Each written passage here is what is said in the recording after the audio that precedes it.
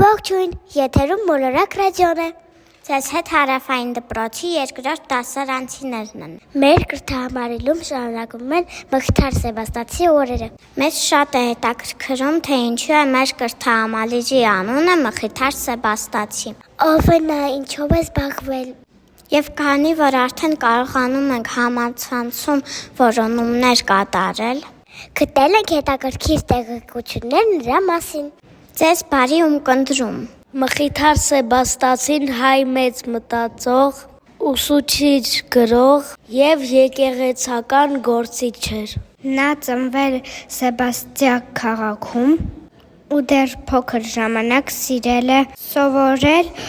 կարդալ ու օգնել ուրիշներին։ Երբ Մխիթարը մեծացավ, հասկացավ, որ հայ ժողովուրդը պետք է կրթված լինի, որպեսզի ունենա ուժեղ հայրենիք։ Այդ պատճառով նա ստեղծեց վանական միություն, որը կոչվեց Մխիթարյան միաբանություն։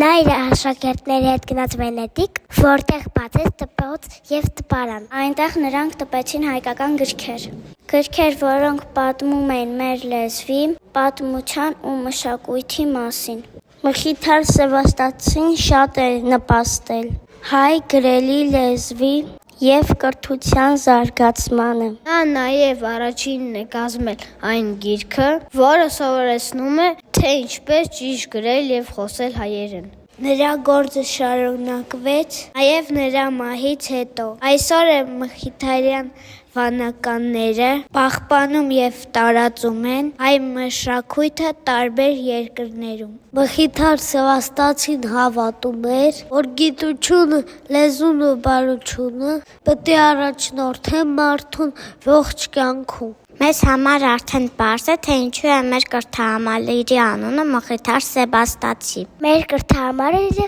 ևս շարունակում է նրա գործը։ Այսօր այսքանը, կհանդիպենք հաջորդ շաբաթ։ Տեսություն։